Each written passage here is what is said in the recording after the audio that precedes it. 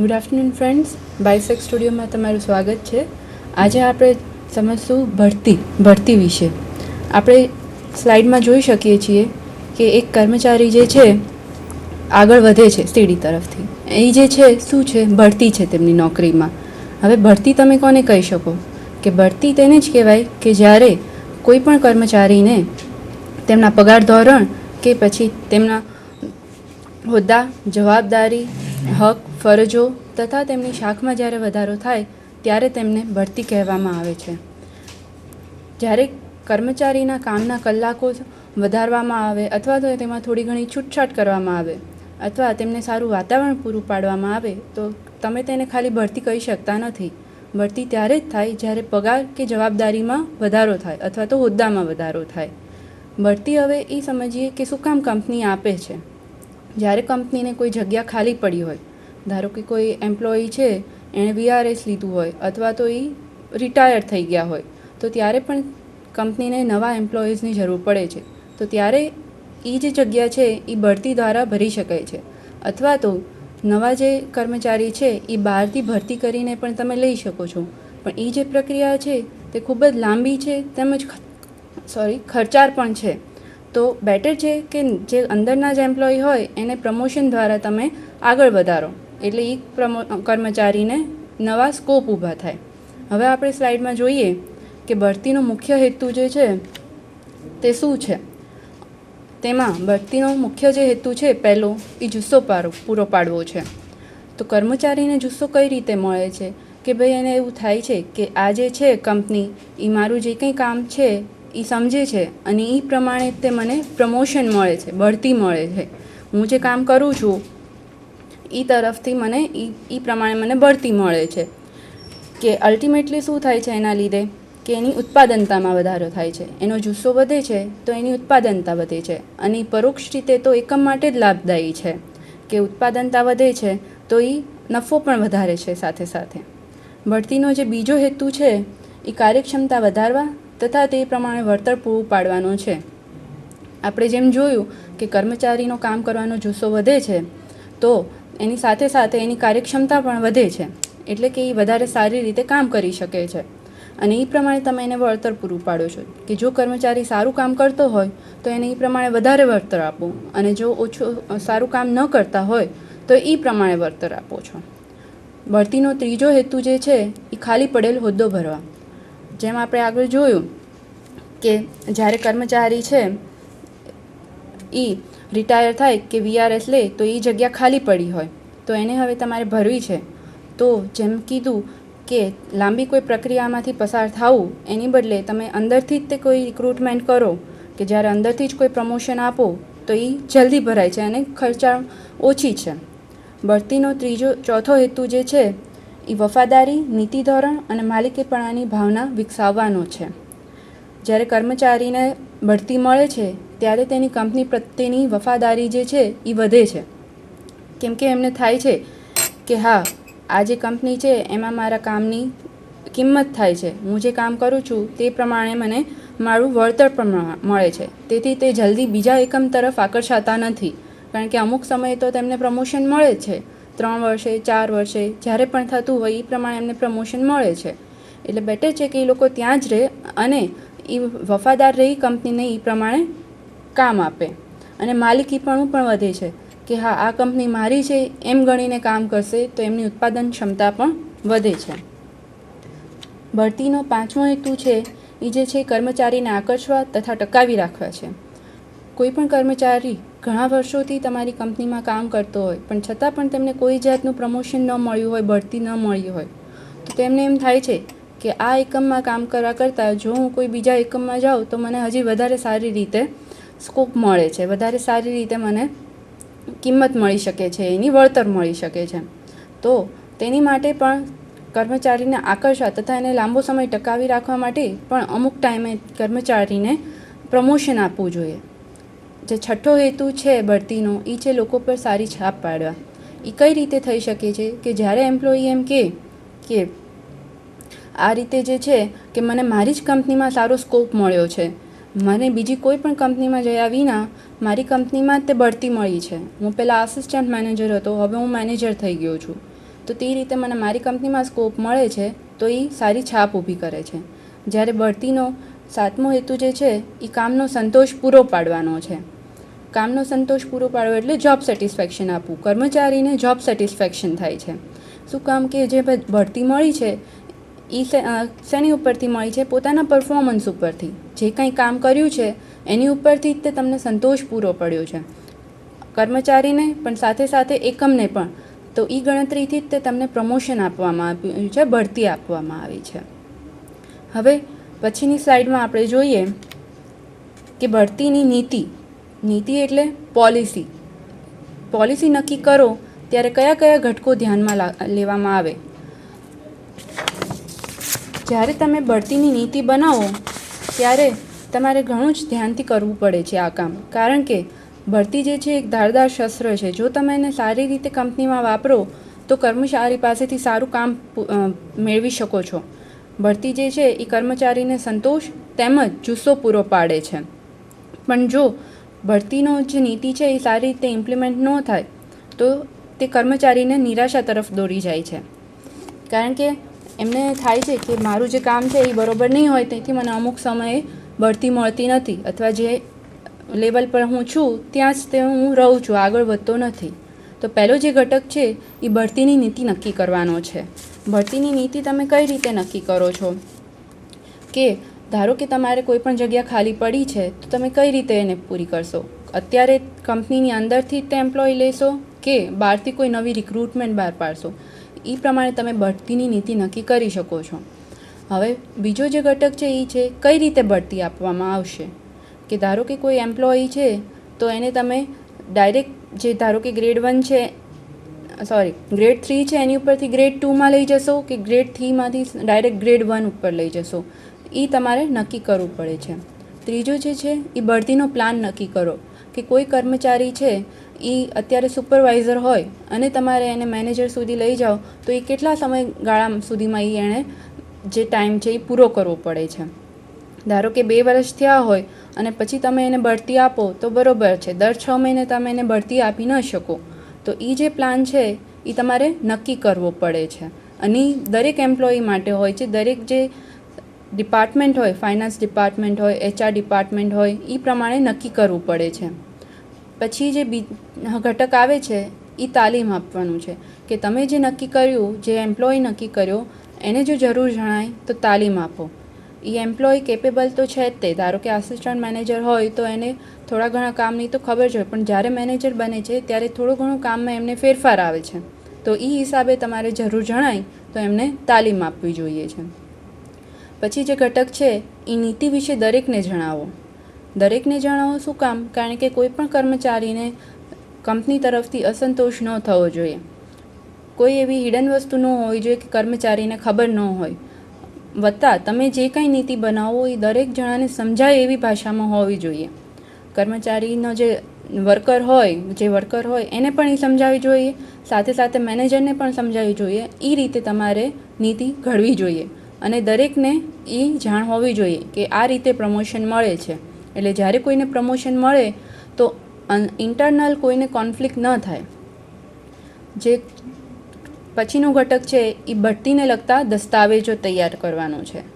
એ દસ્તાવેજોમાં શું કામ ઇન્ક્લુડેડ થાય છે કે જે એમ્પ્લોયી છે એના જૂના પરફોર્મન્સ, કે પહેલાં કર્મચારી કેવું કામ કરતો હતો, પછીના વર્ષે કેવી રીતનું કામ કર્યું, એ જે આખું એનો સમયગાળો છે એ એનો ગ્રાફ એની પાસે હોવો જોઈએ, પરફોર્મન્સનો ગ્રાફ એમની પાસે હોવો જોઈએ છે. વત્તા એમને જો ભૂતકાળમાં કોઈ ટ્રેનિંગ લીધી હોય તો એ ટ્રેનિંગ પછી એમનું પરફોર્મન્સ કેવું થયું, ટ્રેનિંગ લીધી હતી, કેટલા સમયગાળાની લીધી હતી, અથવા કયા વિષય ઉપરની લીધી હતી, એ બધા દસ્તાવેજો જે HR ડિપાર્ટમેન્ટ હોય એમની પાસે હાજર હોવા જોઈએ અને તે પ્રમાણે બઢતી આપવી જોઈએ.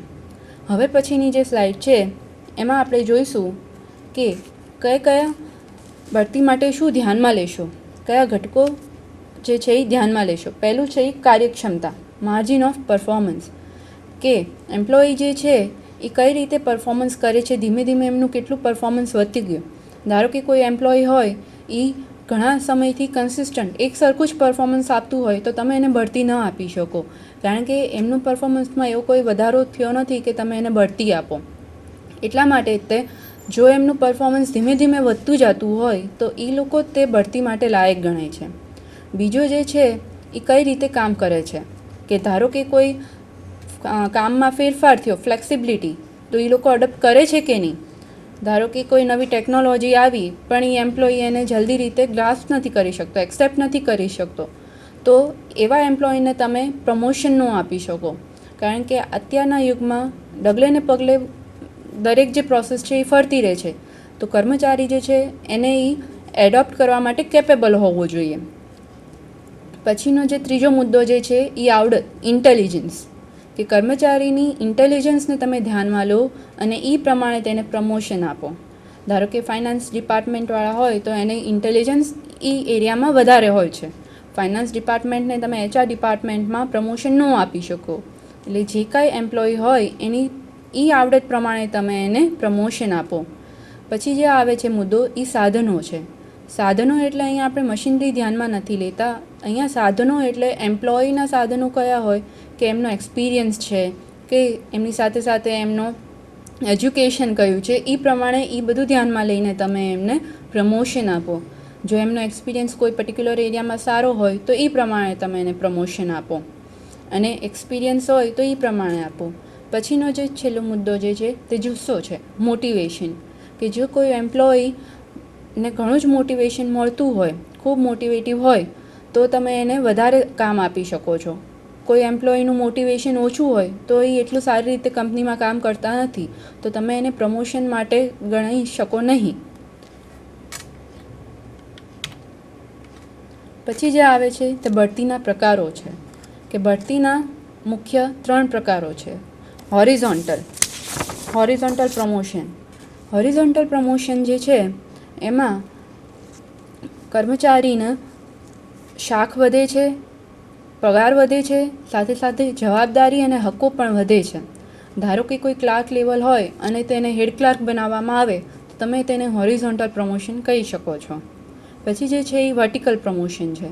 વર્ટિકલ પ્રમોશનમાં પણ એ જ પ્રમાણે પગાર પણ વધે છે, તમારું જે રિસ્પોન્સિબિલિટી છે એ પણ વધે છે, પણ એમાં જે તમારું કાર્ય છે એ થોડું ફરી જાય છે. ધારો કે કોઈ કર્મચારી કેન્ટીનમાં કામ કરતો હોય અને તમે અનસ્કિલ વર્કરની એને જોબ આપી દો તો તે વર્ટિકલ પ્રમોશન થયું. વર્ટિકલ પ્રમોશનમાં ઘણીવાર શાખ પણ વધે છે, ભાઈ હા કંપનીએ મારી કદર કરી, હું આ જે કામ કરતો હતો એની સાથે સાથે એ લોકોએ કંઈક એવું જોયું કે હું જે બીજું કામ પણ કરી શકું છું, તેથી મને વર્ટિકલ પ્રમોશન મળ્યું. પછી જે છે ડ્રાય પ્રમોશન છે. ડ્રાય પ્રમોશન એટલે શું? તમારી રિસ્પોન્સિબિલિટી વધે છે પણ એની સાથે કોઈ પગારમાં ખાસ વધારો થતો નથી. અમુક વર્ષે પગાર વધે, 1 વર્ષે 2 વર્ષે ઇન્ક્રીમેન્ટ મળે, પણ તમારી રિસ્પોન્સિબિલિટી પણ વધે છે, પણ હોદ્દો એ જ રહે છે. ધારો કે આસિસ્ટન્ટ મેનેજર હો તો તમે આસિસ્ટન્ટ મેનેજર જ રહો છો. એ જે છે તેને ડ્રાય પ્રમોશન કહેવામાં આવે છે. હવે આવે છે સિનિયોરિટી પ્રમાણે પ્રમોશન. સિનિયોરિટી પ્રમોશન એટલે શું?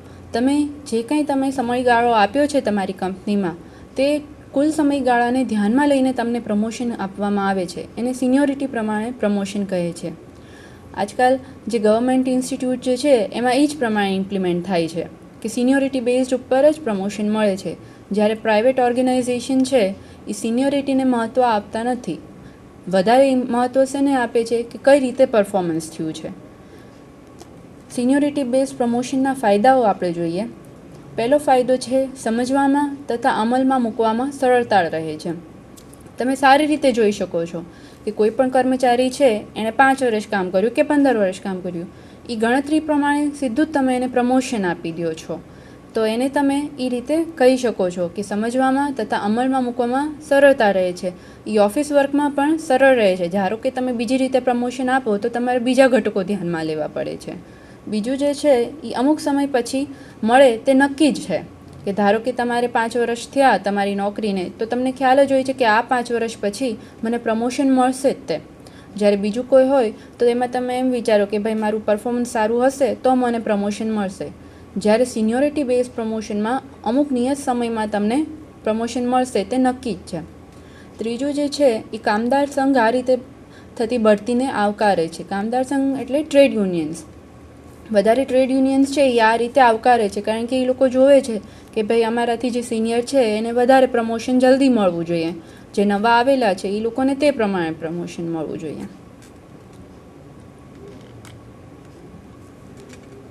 હવે આવે છે એની પછીનો પોઈન્ટ, અનુભવ પ્રમાણે બઢતી.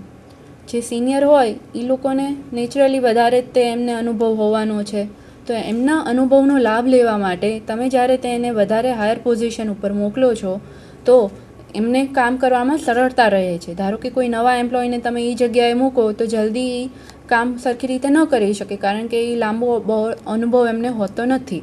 એટલે જ્યારે અનુભવ વધારે હોય ત્યારે એનો ફાયદો પણ સિનિયોરિટી બેઝ પ્રમોશનમાં મળી શકે છે.